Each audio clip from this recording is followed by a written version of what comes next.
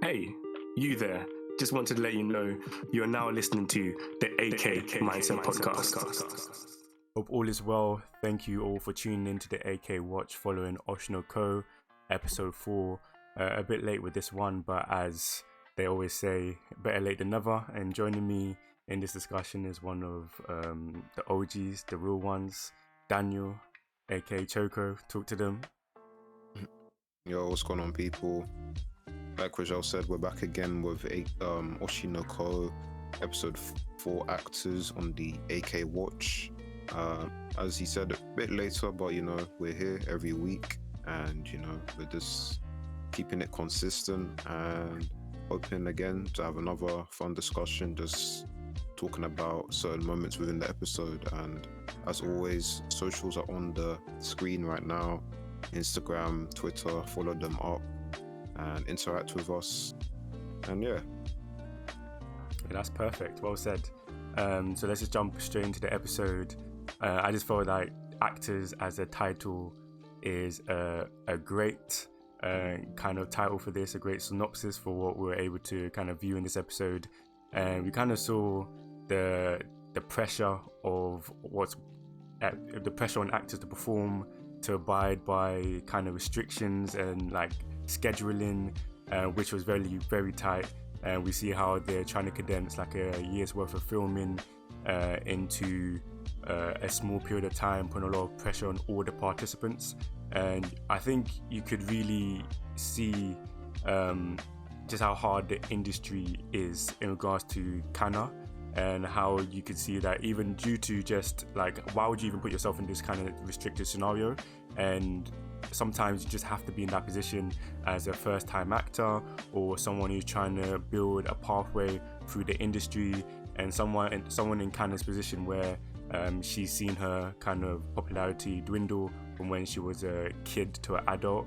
You can see that any kind of scratch she's able to get, she kind of has to showcase her ability and somehow use that as a platform to kind of push herself forward.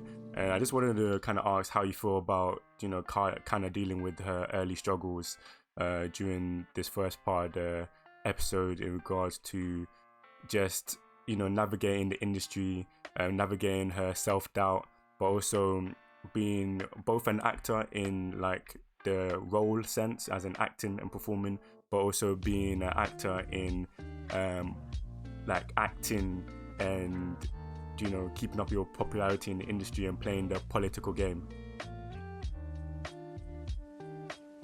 I think Kana, she's like a very strong person, because even though she lost her hype, as you could call it, she's still determined to stick in the industry through any means possible. And I think she saw this role, even though it's not the best role, as like one of the fruits of her labor. And then she was like, okay, this is like the beginning for me again, and I can go up from here. Even though the actors aren't really good, it was still a lead position. So I think it just kind of, this episode just made me like just remember why I like her again. Even the last episode, it was showing me those glimpses, but this episode just reinforced it again. Like, she's also really she's really likable for me. And you see all her doubts and the fears, but she placed her hope in Aqua, and he came through. So I think she was just waiting for the opportunity, and once she got it, she wasn't gonna just let it go quietly. Yeah, I definitely hear that. It definitely feels like a lot of things that kind of happen to her and within the industry to multiple characters is kind of down to luck and positioning, because you see how depending on how you're kind of labeled by the industry and people, the fanatics, the fans, that's kind of carries around you. It's like the persona that is kind of given to you, even though obviously she had a small part to a big part to play initially with the initial kind of label of her being kind of difficult to work with. But it's crazy that you can't, in like just society, in certain industries and stuff, you can't grow. Like, there's no room for growth and development. There's no, people wouldn't give you a lot of the opportunity to show that you're kind of a different person. Because I was thinking that most of the fans who are kind of just not doing their due diligence and just follow like opinions and repost stuff just due to, you know, just validating their thoughts socially and stuff like that, is just kind of sad in a way, you know, that someone, the after effect you can see directly on a character like Kana, that you can see how hard she and how much effort she's put into developing herself and growing, yet people outside are not going to give her that kind of time to show that. And I think just another thing, I guess, just about the set was even I guess the director noted that, like, after Aqua did his thing, he's like, oh yeah, Kana will like this. So I feel like he knew that the way they were doing it wasn't to maximize the skills of the actor, it was just to show off. But he still kind of respects Kana as an actor, to where he sees where like someone's actually doing the work, and he's like, okay, she can appreciate that and she can actually, you know, flex her skill rather than just phoning it in to not outshine the other members of the cast. So it's I think it's an interesting situation, because obviously it's not just the actors, it's the other people who are involved, and you saw that at the party. Like, there's a lot of people involved in the production, and I'm sure they're not, they don't really have, like, if you're, I don't know, like a sound or lighting guy, right? It's not really your fault if the actors are not doing their job properly, but you're doing your job because, like, you're relying on the money. But you'll still be tarnished with the same brush as, like, oh yeah, the show was bad and you worked on it because the acting was bad. But I think, you know, one of the things I took away from the episode is just like that it's a whole big job for the production. Yeah, definitely a big job, especially when her co-stars are just poop in the bed, man. Those people are, or at least that one guy is actually appalling, and it kind of showcases like the fact that, moving on kind of to Aqua's ability, like when you're working with people like that, for you to be able to kind of understand and use the like available resources around you, that's like a high talent. I don't know why Aqua is always kind of talking down himself, like, bro, like, you're not talented. Oh, I don't have eyes talent, or I don't have even rubies. Nice. I'm like, bro, what you're gassing. You're so talented. It's crazy. And just showcasing that kind of high level of like aptitude to understanding how to kind of adapt everything in his surrounding area to kind of propel not only himself but others forward, and leverage that, like using the puddle, the angle, the performance, just understanding, even understanding himself, that he can bring out that kind of creepy nature and add it to a different level. He is talented, and the way he was able to make not only Kana shine, but the other guy shine, crazy. Yeah, that just shows he's a different individual, man. And I think this was one of the things that I was hoping that the anime would help to elevate the acting scenes. And if this is just like the first glimpse, but if this is the, I guess, first example that we're seeing, I'm really looking forward to more of the moments where they're acting or doing their idol stuff, because it was just really, really entertaining, and I feel like it captured the atmosphere of what I feel like once something's shown on the manga, and then when you're animating it, just the atmosphere when Aqua's walking in with the subtle sound as he's stepping through the puddles, and then the expressions on his face, and then the movement as well. It was wonderful. And then just Aqua himself, like you said, he utilize his resources to become similar to I and set the stage up for the main attraction, which was Kana. And I think the thing I liked the most was what he said to the other guy to draw out a genuine reaction from him, where he got angry, and that was it was sneaky, but I like it because it's like the manipulation was so subtle that if you're a viewer you wouldn't notice, but obviously the guys on the set, they were like, oh, he's moving around and he's improvising, but it all came out to produce something that was the best episode, and people were like, oh, why couldn't it be like this before? So who knows, if Aqua was there from the start, then it might have just been an elite show overall. No, I definitely hear that. It would definitely been a great show.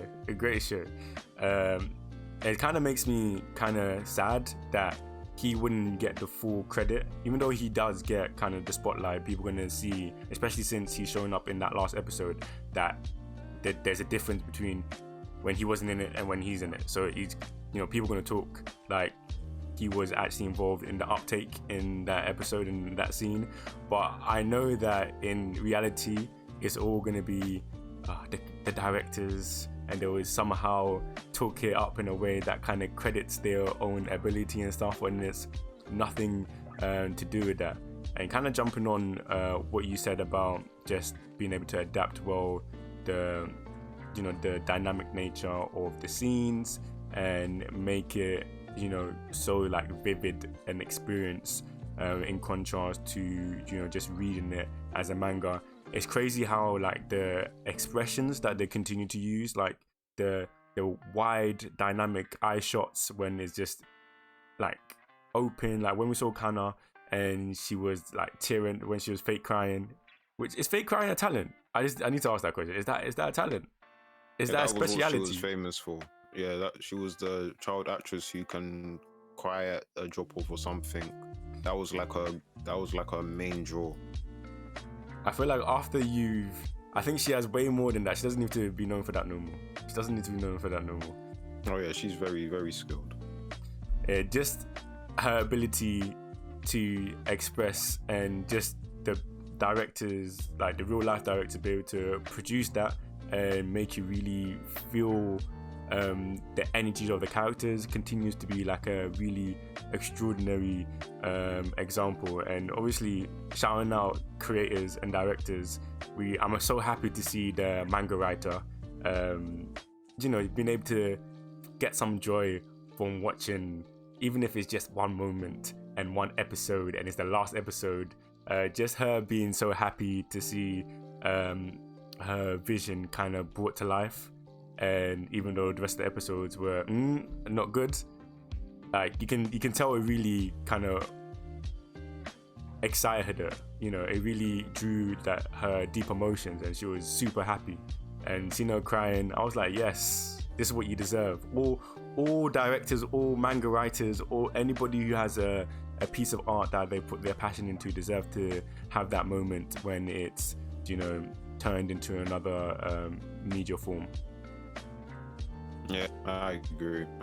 And I think I think that scene in particular, because that was probably the most important scene in the manga. I think that scene being done really well just reminded her of the reason why she was so happy when they said they were going to adapt it.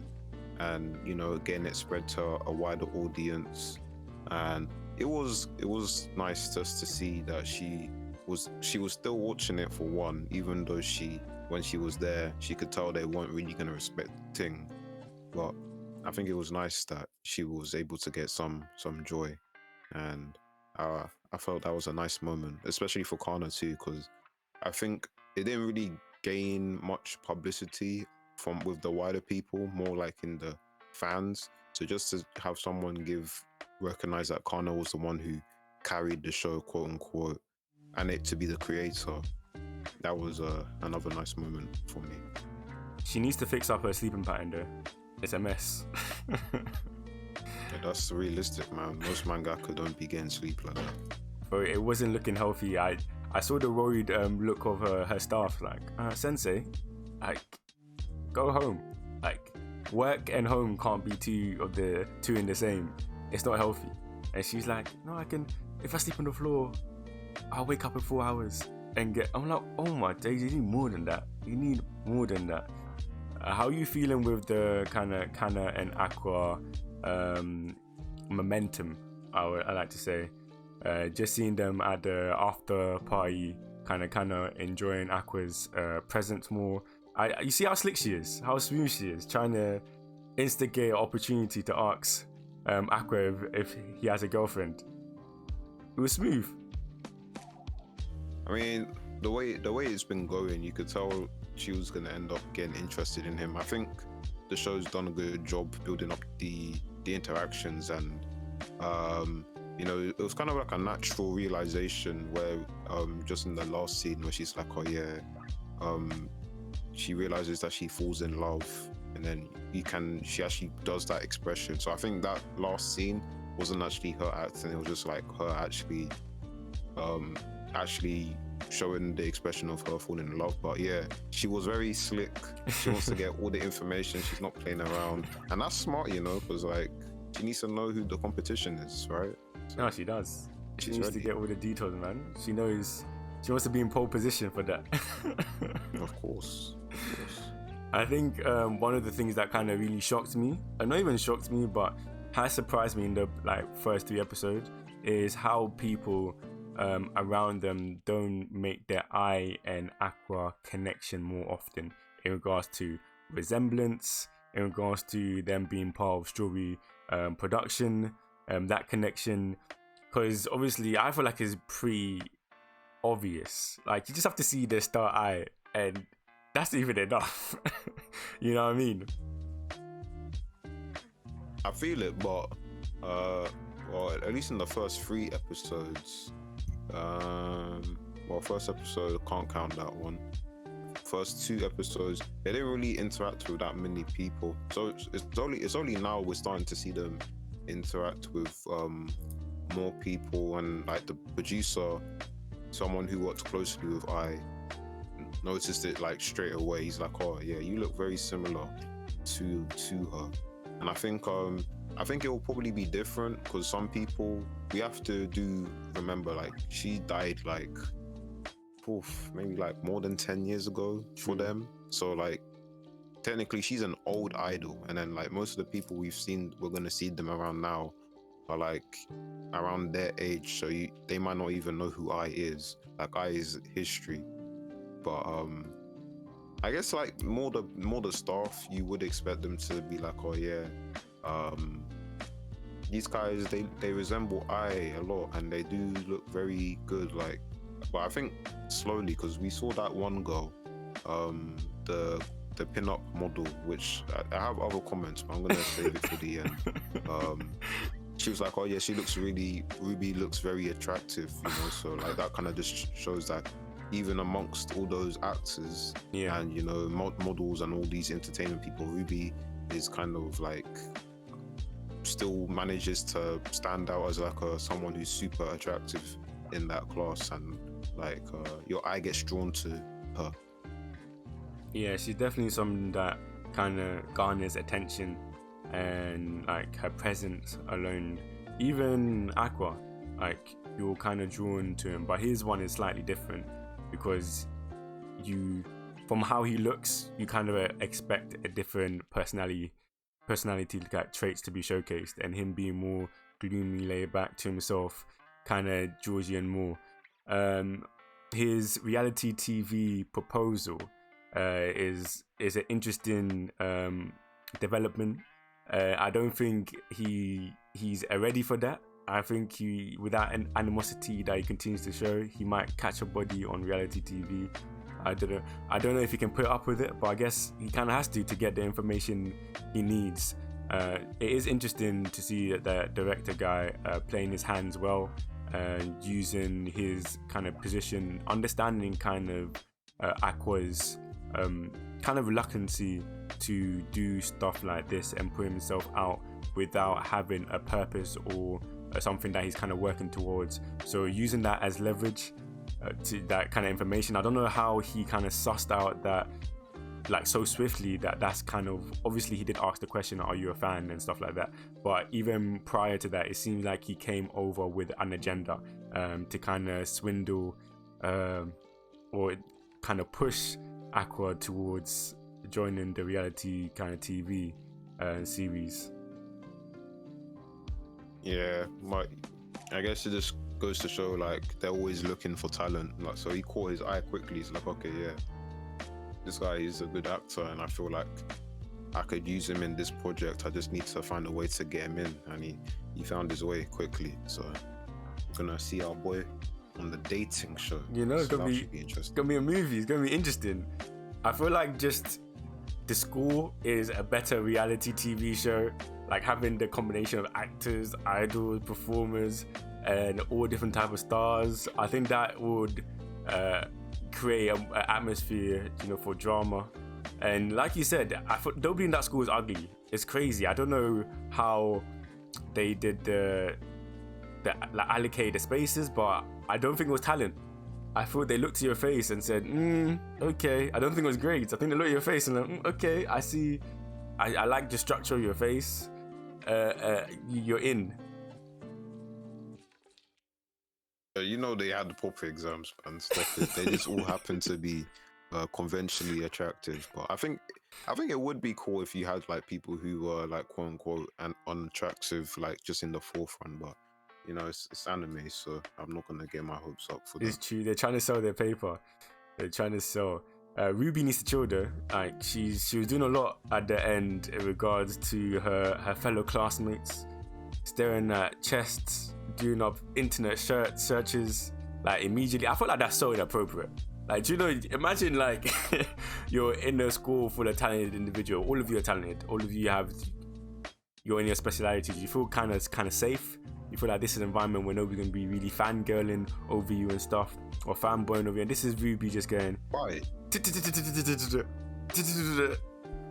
Oh my days. Why would you think that though? I don't know, because you're all working in the industry, so why would I not try and look up who you are? But I feel like because it's on the same level, isn't it?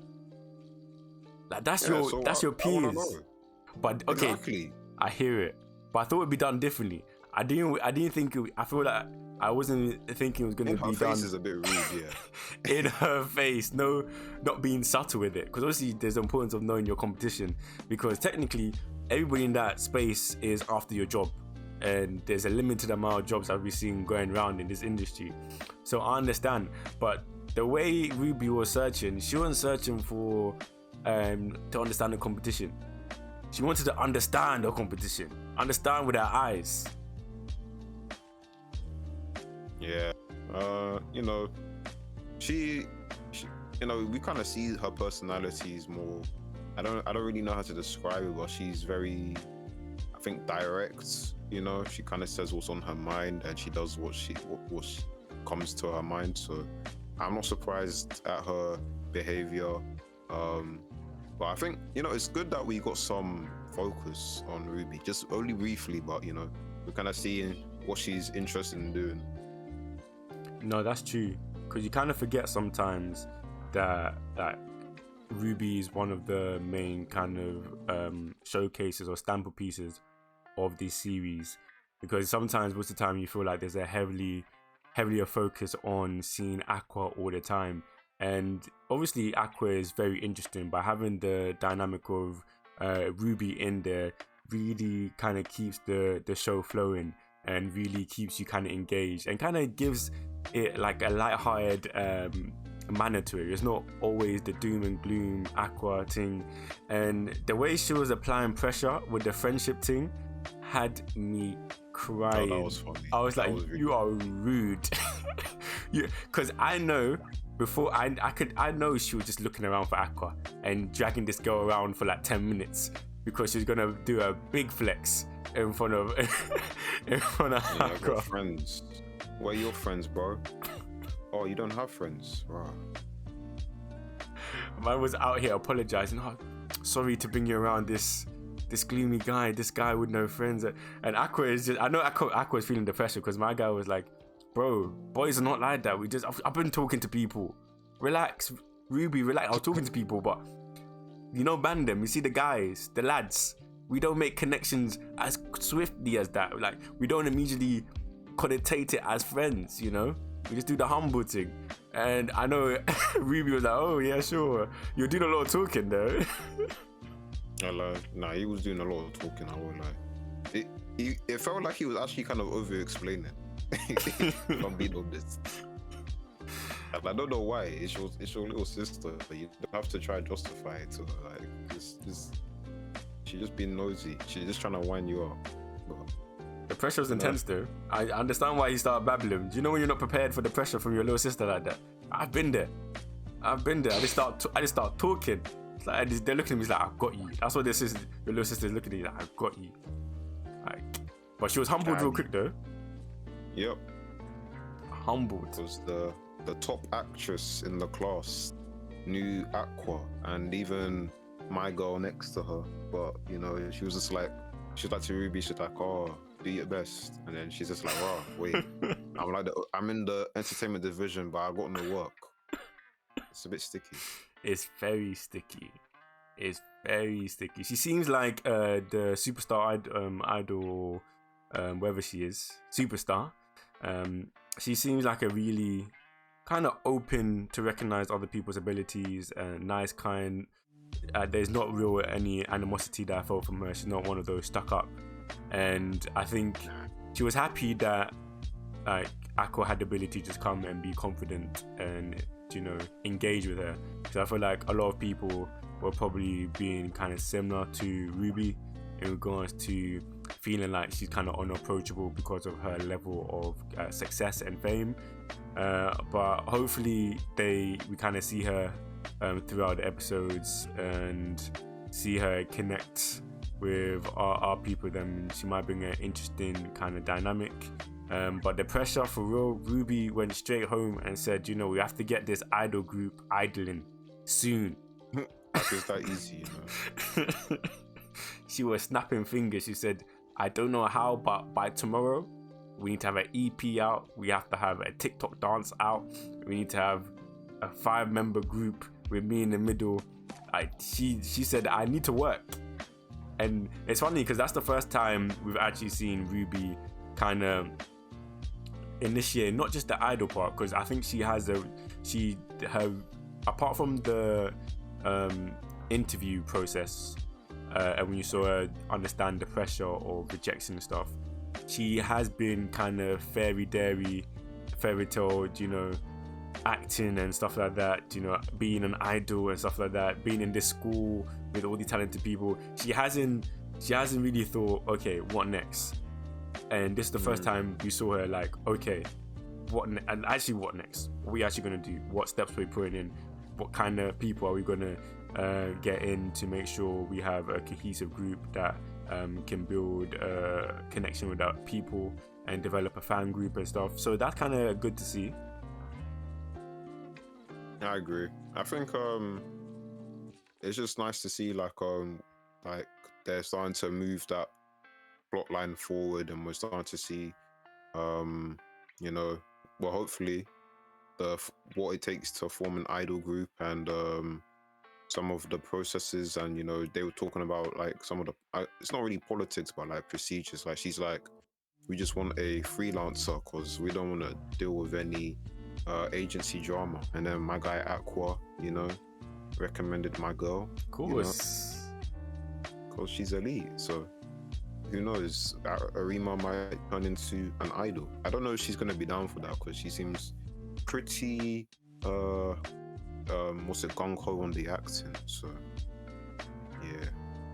yeah, she definitely seems set in her ways. So however they go about kind of trying to persuade her that this would be a good opportunity and this will help her and she'll be able to kind of open doors and pathways with this, I know it's going to be tough. Kind of coming to the end of this episode, what was your kind of overall thoughts of episode 4 of Shinoko? Another great episode. I think this is really starting to show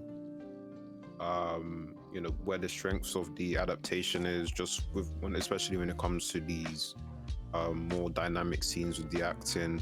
And then we have to really praise the the animators, because I think they're doing a great job showing the expressions of the character, and then the pacing as well. I really think it felt like it felt like a really long episode, and I'm not sure how many chapters it covered, but I felt like they got through a good chunk, and even though they were concluding an arc and we're moving into a different arc, I still felt like each moment, it wasn't rushed. It had the good amount of time applied to it, and I felt like by the time I got to the end, I was like, yeah, this was a really enjoyable watch through, and I was like, yeah, I'm ready for more. So overall, continue to be good. I got no complaints, and I'm just really impressed. And one thing I wanted to mention is they've got a documentary coming out with the behind the scenes. So I recommend you watch that, because it gives you like the reasoning behind why they're doing some of the choices, and it's really interesting to see like what the staff's reasoning for doing some of the choices that they've done. So definitely recommend that. Yeah, I love that. Good shout out. Definitely, guys, catch that. I'll definitely be catching that. In regards to the episode, I thoroughly enjoyed it. It's always and it continues to be enjoyable watch, really engaging. It has that time suspense kind of effect where the episode seems to like be long but also short and end too quickly. Like, you're enjoying it and then you're like, why am I seeing the outro? Like, please stop. And like you said, I have to give a shout out to the animators, because they continue to produce quality, and I feel like they're whetting our appetites for more, and I feel like they're going to continue to shell out great episodes. So if you have any more thoughts, you can add it now, or we'll just end the episode. Okay, I'll just say about her friend. I just think it's this all the dons who are buying her magazine. You need to be in prison, because she's 15, and she said she's a pin-up model. Why are you buying pin-ups of a 15-year-old girl? If any of them are grown men, they need to be investigated. To be honest, I don't even think that's something that she should be doing. But, maybe I'm a bit too traditional, old-fashioned. Nah, bro, that's not traditional, that's not old-fashioned. That is just having morals. That is crazy. I was like, she was talking about G-Carp. I'm like, bro, why do you know that information? It's actually scary. They're too young. She's too young. It's a child. Oh yeah. My days. Fresh from middle school. And we're talking about her breast size. Come on, guys. Crazy. Come on, guys. We need to do better, man. You guys need to do better, because some of the things you be sneaking into these animation and mangas and stuff, like, I'm telling you, bro, it's really. We're not kids no more. It's not gonna slide. Can't let it slide. You're giving it a bad name. You're giving anime and the rest of everything else will be superb, and then you just sneak in something that's like, okay, a madness, bro. Like, why? Hopefully we get less of that as we go on. I really appreciate you guys for listening. Episode 4, OSHI no Co. Like we said in the beginning, follow us on the socials, as you can see on your screen now, at the AK-Mindset, and on the Twitter, AK Mindset.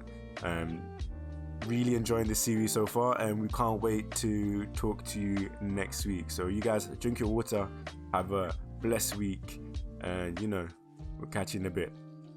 Peace. Love you.